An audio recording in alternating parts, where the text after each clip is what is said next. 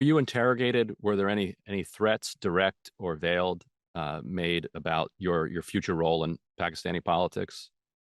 I think they know me, this country knows me for 50 years. I mean, for 20 years, I was a leading sportsman in this country, and cricket is the biggest sport. And I was captain for 10 years.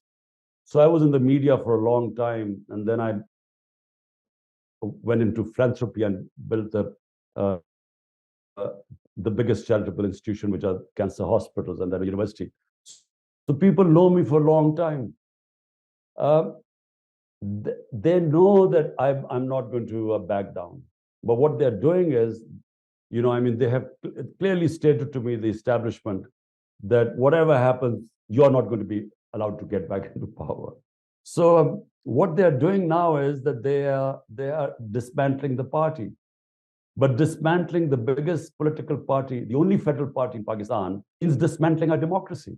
And actually, that's what's going on. All the democratic institutions, the judiciary, it is, I mean, the judiciary today is totally impotent in stopping this violation of fundamental rights.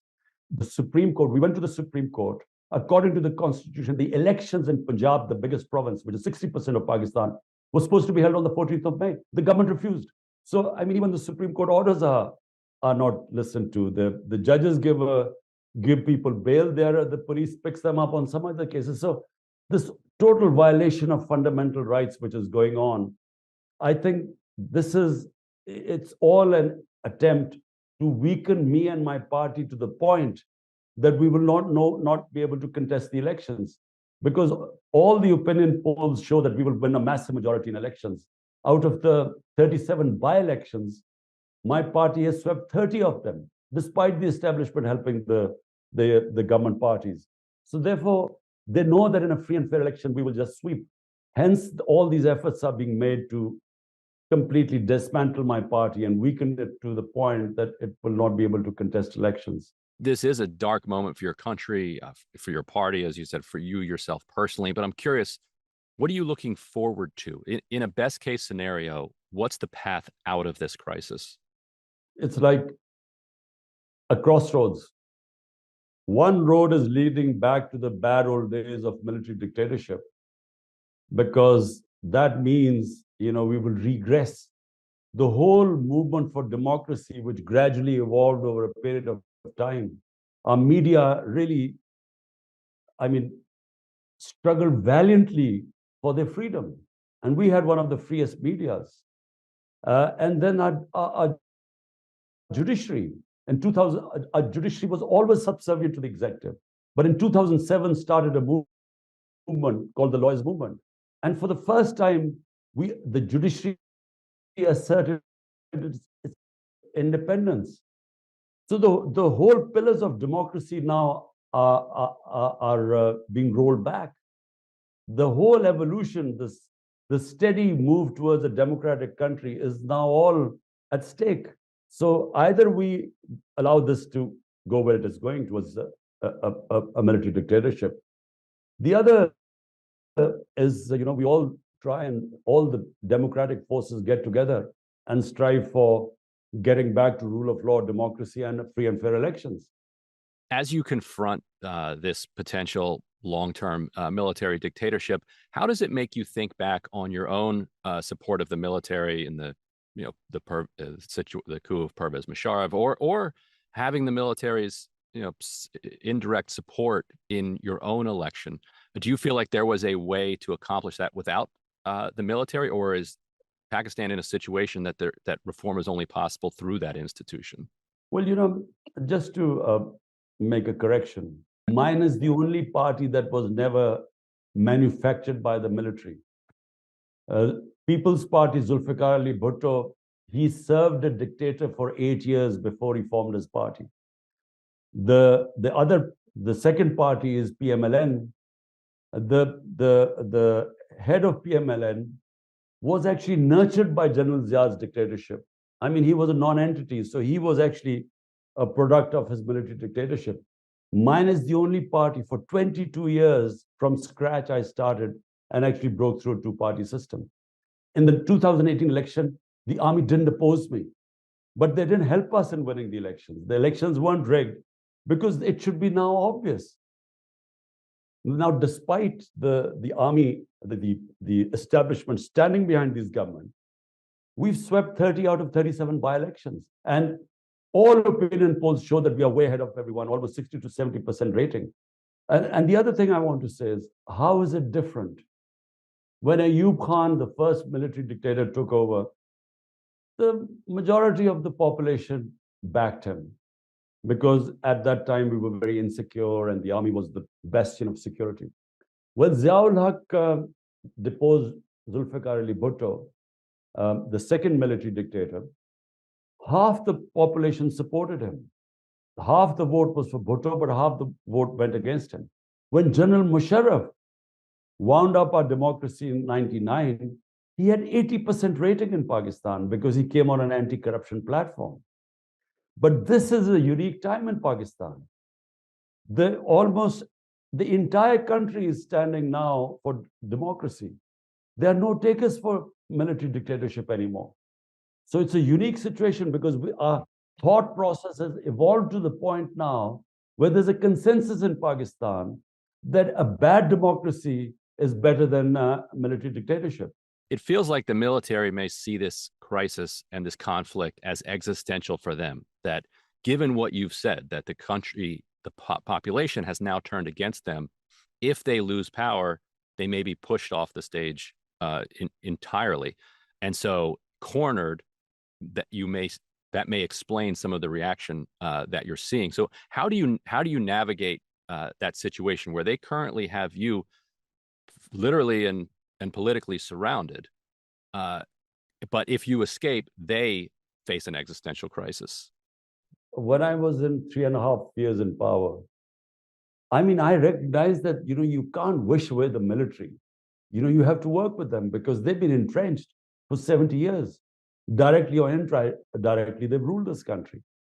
So I worked with the army chief. And apart from the fact that he did not understand what rule of law meant or didn't want to understand, apart from that, we sort of, we had a working relationship.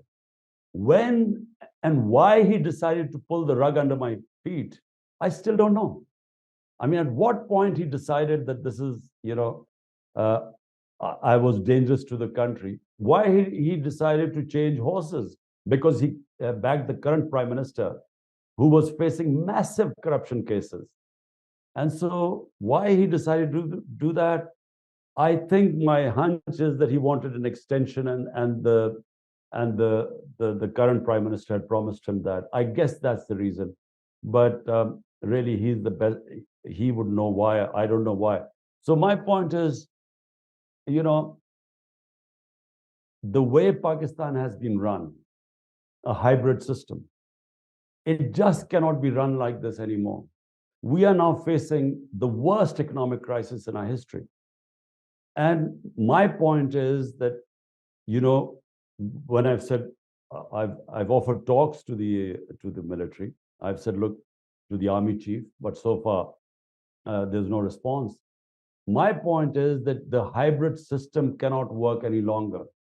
Because if a prime minister has the public mandate and the responsibility to deliver, he must have the authority. He can't have a situation where he has the responsibility, but the authority, most of the authority lies with the military establishment. So a new equilibrium has to be made. You have to have some sort of an arrangement where, certain issues just have to be delivered in Pakistan. Pakistan cannot do without rule of law now, because we cannot get out of this economic mess unless we attract investment. But investment from abroad does not come to a country where people do not have confidence in their justice system, in the legal system, in their contract enforcement. And therefore, Pakistani go and invest in Dubai and in other countries, but they don't invest in this country. We have 10 million Pakistanis. If we could only get 5% of them investing in this country, we wouldn't have any problems. But they do not have faith in our justice system. We are out of the 140 countries in the rule of law index, Pakistan is 129th. So with that sort of a lack of rule of law, I'm afraid the country's survival is at stake. So hence, a new equilibrium has to be made with the military establishment. Final question. I know you said that you believe that the driver of your ouster was clearly internal and not driven from outside. But I'm also curious, given that the U.S. expressed its private approval for you to be pushed out of office through a no confidence vote, I'm wondering what it was that you think drove the United States to that position. Do you think it had something to do with your willingness to work with the Taliban after the Taliban took over? Do you think it had something to do with the war in Ukraine, or what is your read of the geopolitics that would have led the United States to go from supportive to willing to see you thrown out? Well, for a start, the Trump administration acknowledged that I was the one who consistently kept saying there was not going to be a military solution in Afghanistan. It's because I know Afghanistan, I know the history, and the province, the Pashtun province. Remember, Afghanistan has 50% Pashtuns, but the Pashtun population is twice as much in Pakistan. And my province, where I first got into power, is the Pashtun province bordering Afghanistan. So I kept saying there would not be any military solution. Trump administration acknowledged it. And they finally, when he decided to the withdrawal, he understood there was not going to be a military solution. But I think this was taken wrong by the Biden administration. They somehow thought I was critical of the Americans and I was sort of pro-Taliban. It's total nonsense. It's just simply that anyone who knows the history of Afghanistan just knows that they have a problem with outsiders. So the same happened with the British in the 19th century, the Soviets in the 20th century. Exactly the same was happening with the US.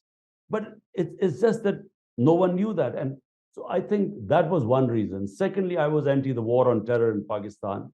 Because remember, Pakistan, first of all, in the 80s, created the Mujahideen. Mujahideen who were conducting a guerrilla warfare against the Soviets. So it was from Pakistani soil. And we told them that doing jihad means fighting foreign occupation, is your heroes. It is we encouraged it. Now come 10 years later, once the Soviets had left, the US lands in Afghanistan. You're told that this was heroism to fight foreign occupation. How are you going to tell them that now that the Americans are there, it's terrorism? So that's what happened. The moment we joined the US war on terror, they turned against us. 80,000 Pakistanis died in it. I mean, Pakistan, no ally of US has taken such heavy casualties as Pakistan did. And in the end, we couldn't help the US either because we were trying to save ourselves. There were 40 different militant groups at one point working against the government. Islamabad was like under siege. There were suicide attacks everywhere. We had no investment coming in the country. Well, our economy tanked.